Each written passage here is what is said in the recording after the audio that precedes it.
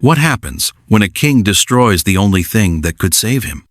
Alpha King Zander Darkwood stood before his entire pack and called his fated mate a barren curse.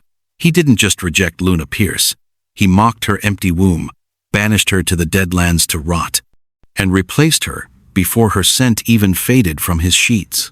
5 years later, his kingdom is dying. His lands are ash. His cradle remains empty.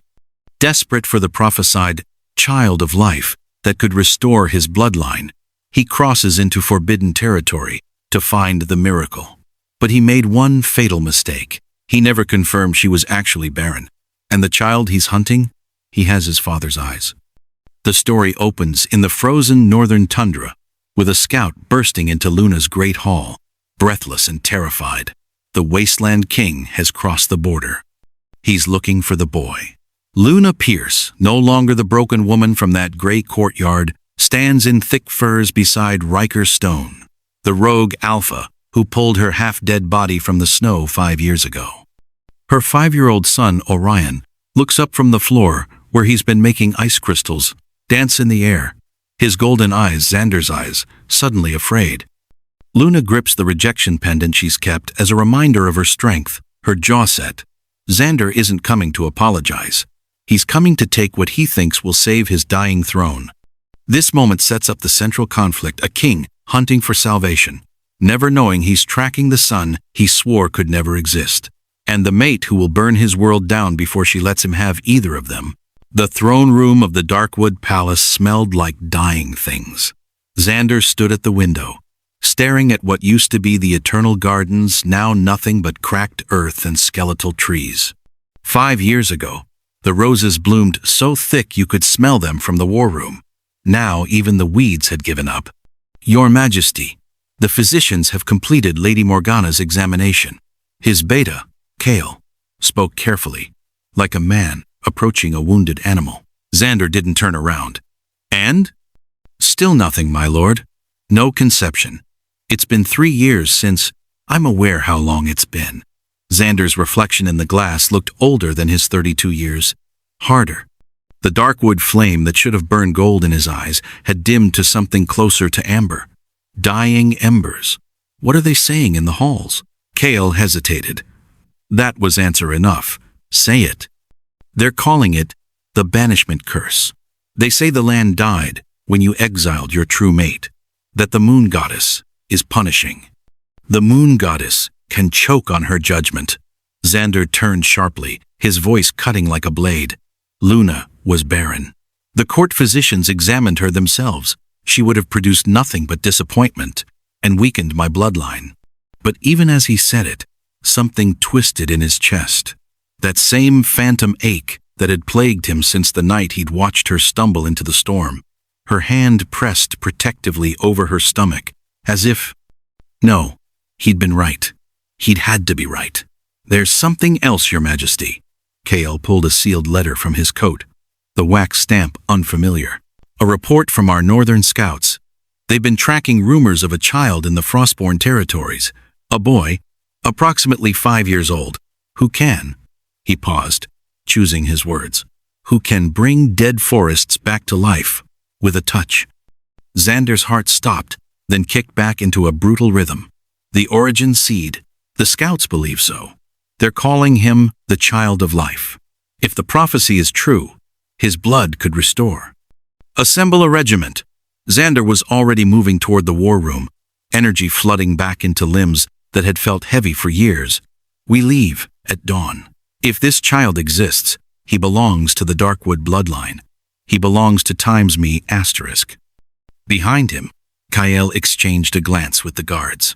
None of them mentioned that the Frostborn territories were ruled by the rogue Alpha Ryker Stone, or that 5 years ago a banished queen had disappeared into those same frozen lands.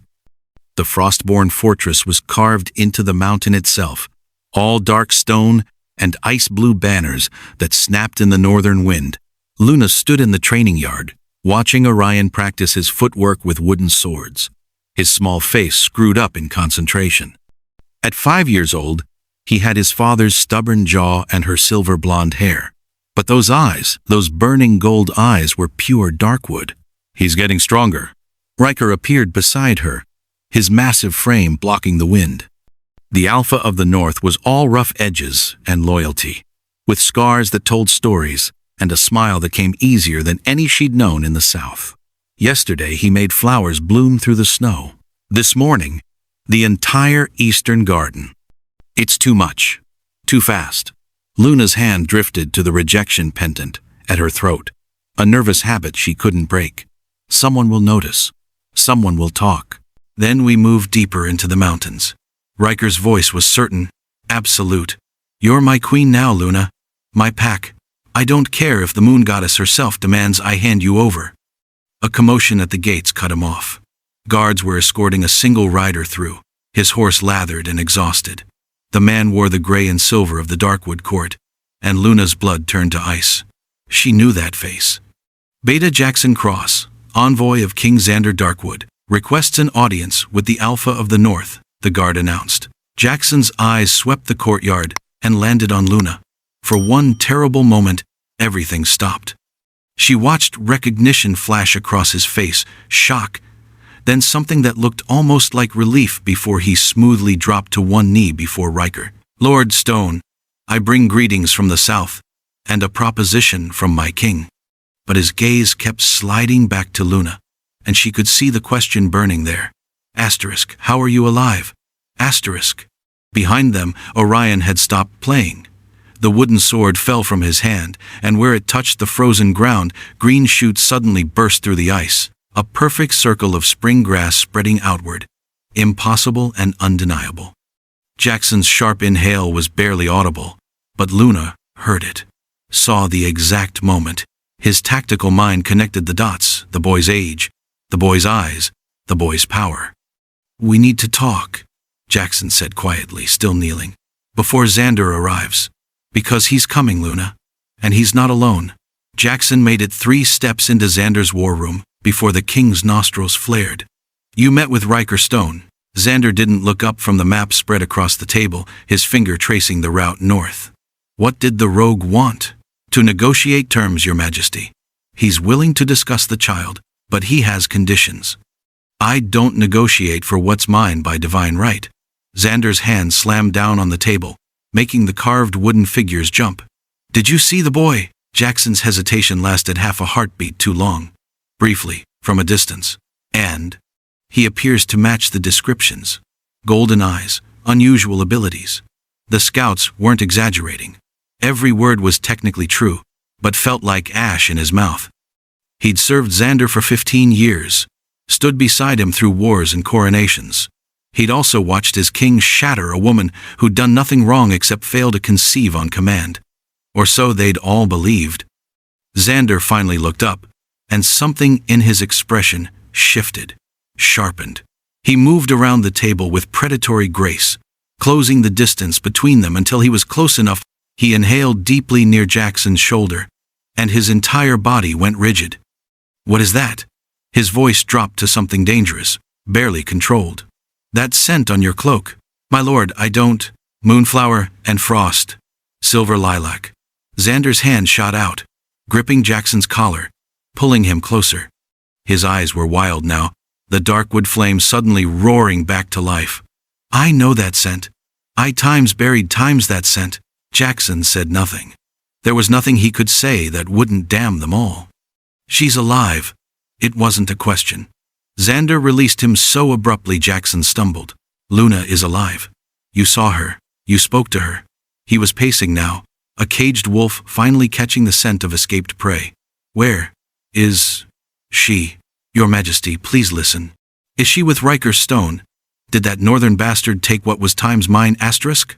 The temperature in the room seemed to spike, Zander's power crackling along his skin like lightning. And the child. The boy with golden eyes. Understanding crashed over him like a tidal wave, and Jackson watched his king's face transform from rage to something far more terrifying, desperate hope mixed with dawning horror. Mobilize every soldier, Zander commanded, his voice shaking. We march at dawn. Full force. I'm bringing them both home.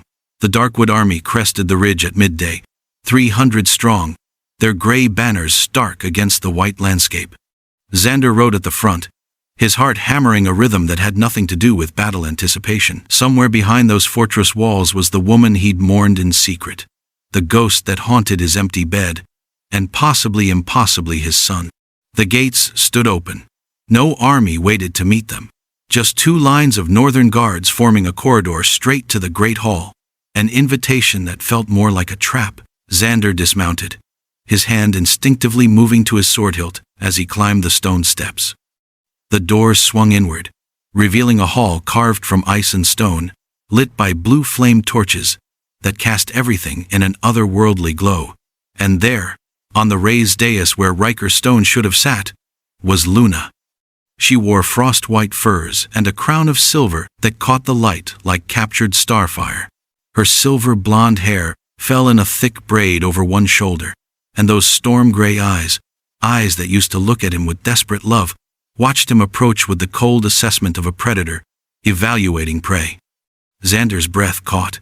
She was more beautiful than he remembered, but harder, carved from the same unforgiving ice as her kingdom. "You look well for a dead woman."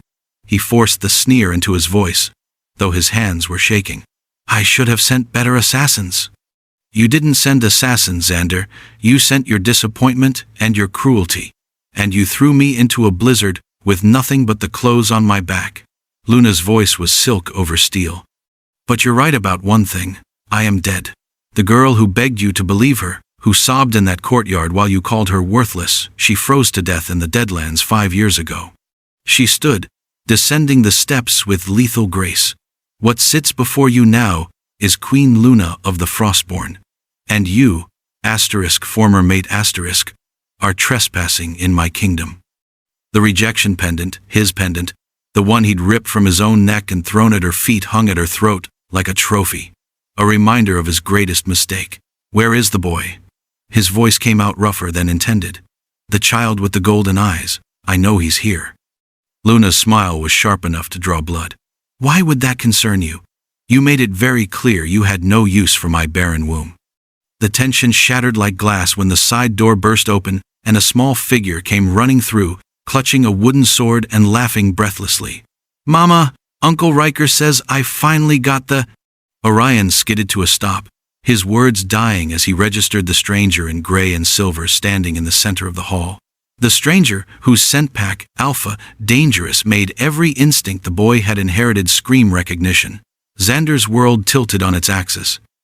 The child was maybe 5 years old, slight but strong, with silver blonde hair so like Luna's it hurt to look at, but those eyes, those burning gold eyes flecked with amber, the exact shade that stared back at Zander from every mirror, every portrait of Darkwood kings stretching back 3 centuries. His face, his jaw, his defiant stance. "He has my eyes." The words escaped before Zander could stop them, barely a whisper. His knees felt weak. All the air had been sucked from the room. "That's he's." "Orion, go to your room." Luna's command was sharp, but the boy didn't move. He was staring at Zander with an intensity that no 5-year-old should possess. Those golden eyes times Darkwood eyes times cataloging every detail. "He smells like the bad dreams," Orion said quietly. "The ones you have when you cry." Luna flinched, just barely, but Zander saw it, saw the truth she'd been guarding like a blade to her chest. "How old is he?" Zander took a step forward, his voice breaking. "Luna, how old?" A massive figure materialized beside Luna, all muscle and northern ice. Ryker Stone placed a possessive hand on her shoulder, his other reaching down to pull Orion against his side. The boy went easily, naturally, like he'd done it 1,000 times. "You heard the queen." Ryker's voice rumbled like an avalanche. "The boy's not your concern. He has his father's eyes," Luna said, each word deliberate and cutting. Her hand found Orion's head, fingers threading through hair that was her color but Zander's texture. "Ryker, tell the king he's overstayed his welcome, and that his southern superstitions about miracle children aren't welcome in the north." But her hand was shaking, and Zander could smell the lie, sweet and rotten, hanging in the air between them. "You were pregnant." His voice cracked completely. "When I threw you out, you were already—" "Get out." The explosion came from the eastern wall, a sound like thunder splitting stone. The fortress shuddered, and screams erupted from the courtyard below. Through the shattered window, Zander glimpsed something massive and twisted, a shade beast, its form like living smoke and rage, the kind of corrupted creature that hadn't been seen since the ancient wars. How did it breach the wards? Ryker was already moving, shoving Luna and Orion toward the back exit. Get them to the safe room. But the beast was faster. It crashed through the wall in a spray of ice and rubble, its eyeless head swinging toward the concentration of power in the room. Toward Orion, Zander's body moved before his mind caught up. He threw himself between the child and the creature's sweeping claw, feeling the impact like a battering ram. Pain exploded across his chest as talons raked through armor and flesh, sending him flying backward into the stone pillar. Blood. So much blood. His vision swam, but he could hear Luna screaming, hear Ryker roaring orders, hear small feet running toward him when they should have been running away. No, Orion, don't. Small hands pressed against Zander's chest, and the world went white gold. Power flooded through him like liquid fire, knitting torn flesh and shattered ribs, burning away the shade beast's corruption that had already started spreading through his veins. But it wasn't just healing. It was the Darkwood royal pulse, the ancient gift that only those of pure bloodline could wield, magnified 100-fold through this child's impossible strength. Zander's eyes flew open to find Orion's face inches from his own, those golden eyes blazing like twin suns, tears streaming down his small cheeks as he poured everything he had into saving a man he didn't know. "Papa," the boy whispered, the word instinctive, pulled from somewhere deeper than memory. "Don't die." Behind him, Ryker had dispatched the shade beast, but no one was moving. Everyone had seen it. The distinctive signature of Darkwood power, flowing from a child who was supposed to be Ryker Stone's son. Luna's face was chalk white, her hand pressed to her mouth. Zander sat up slowly, his healed chest aching with a different kind of pain. He looked at the boy, his son, his son times, and then at the woman who'd carried this secret through exile and winter and 5 years of silence. "His name is Orion?" His voice was hoarse. Luna said nothing. There was nothing left to say. The lie was dead. The great hall had been cleared of everyone except the 4 of them. Orion sat on Ryker's lap, exhausted from the healing, his small head tucked against the northern Alpha's chest. Luna stood apart, arms wrapped around herself like armor, waiting for the explosion she knew was coming. Instead, Zander fell to his knees. The same gray stone floor where she'd once knelt, begging him to believe her, to give her time, to not throw away their bond. The same position of surrender and desperation she'd assumed while his court watched and whispered. "I was wrong." His voice cracked, the king's composure shattered completely. "Luna, I was wrong about everything. You tried to tell me, and I—" He pressed his palms flat against the cold stone, his head bowed. Please, let me know him. Let me be his father." "You are not his father." Luna's voice was ice. "Ryker is his father. Ryker held him when he was born. Ryker walked him through his first steps. Ryker teaches him to be strong and kind and everything you could never be." "Then let me learn." Zander looked up, and there were tears on his face, something she'd never seen in all their years together. "I'll give you anything. The crown you can be High Queen of both kingdoms, all the gold in the southern vaults. I'll step down, abdicate, make Orion my heir with you as regent until he comes of age. Just please, don't take my son from me when I've only just found him." Luna laughed, sharp and bitter. "Do you remember the courtyard, Zander?" He flinched. "I remember every word, every face in the crowd when you called me a broken vessel, a barren curse, a waste of your royal seed." She took a step toward him, and he could see the girl she'd been warring with, the queen she'd become. "I was 3 weeks pregnant with your miracle child, and you threw me into a blizzard to die. You wanted me to disappear. You got your wish. I'll spend my life making it right." "You can't make this right." Her voice finally broke. "You don't get to be the hero of this story. You're the villain, Zander. You're the monster in his bedtime tales. And now you want to be called father?" Orion stirred against Ryker's chest, his golden eyes opening. "Mama's crying again." The assassins came at midnight, slipping through the chaos left by the shade beast's attack. Zander's own men, bought and paid for by the southern lords, who'd been whispering about curses and weak bloodlines. If the king had no heir, the throne could be challenged. If the secret heir died before being legitimized, the problem solved itself. Luna woke to steel singing and Orion's scream. She moved on instinct, grabbing the blade from beneath her pillow as two figures in dark leathers burst through her chamber door. Behind them, the hallway ran red with the blood of her guards. Ryker was already fighting, his massive form blocking 3 attackers from reaching Orion's adjacent room. "Luna, get the boy to the tunnels," Ryker's voice boomed as he snapped one assassin's neck. But more were coming. Too many. Luna fought her way toward Orion's door, her blade finding flesh. But she was a queen, not a warrior. Her arms were already shaking. Then, Zander was there, appearing like an avenging ghost, the Darkwood flame erupting from his hands in golden torrents. He fought like a man possessed, cutting through assassins with surgical precision, moving steadily toward the same destination she was, their son, the Eastern Tunnel. He barked at her, his back suddenly against hers as they fought in tandem, their bodies remembering the bond even if their hearts had forgotten.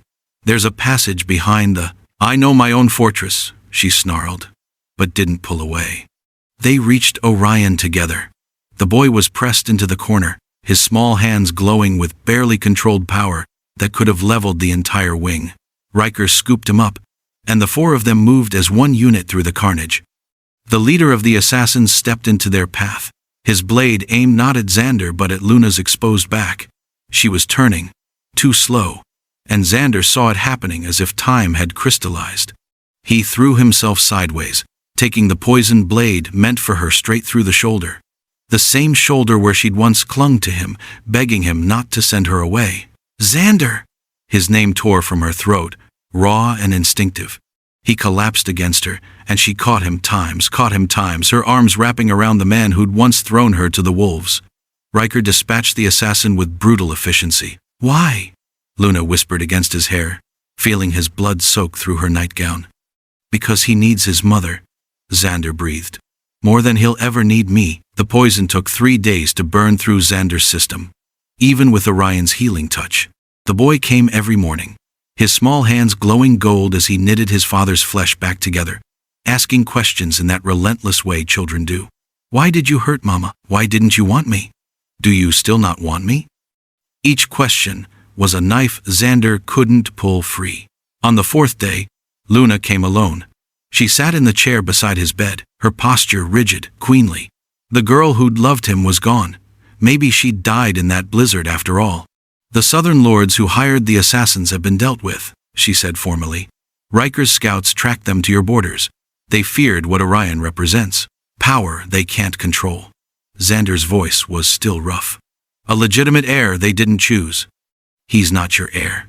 Luna's words were final. "He's mine. I'm not coming back, Zander. Not to your bed, not to your kingdom, not to the cage you built and called a crown." "I know." And he did. He could see it in every line of her body. "But I'm asking, begging for the chance to know my son, not as a king claiming his heir, as a father who failed before he ever began." Luna was quiet for a long moment. "Twice a month. You may visit twice a month, supervised, until he's old enough to decide for himself if he wants more." She stood, preparing to leave. "You don't get forgiveness, Zander. You get mercy. Learn the difference." A week later, Zander stood at the border where Darkwood lands turned to Frostborn territory, watching 2 figures grow smaller in the distance. Luna walked with Orion's hand in hers, their path cutting through winter meadows that bloomed wherever the boy's feet touched, life following in their wake. The north was thriving, green and gold and full of impossible spring. His own lands remained gray, barren, waiting for a king who'd finally learned that some mistakes can't be healed. Orion turned back once, lifting his free hand in a small wave. Zander raised his own in return, a gesture across a distance that felt wider than kingdoms. His son, the only heir, the only miracle, the only thing he'd ever thrown away that mattered. And he would spend the rest of his life standing in these shadows, watching them walk in light he'd never be worthy of again.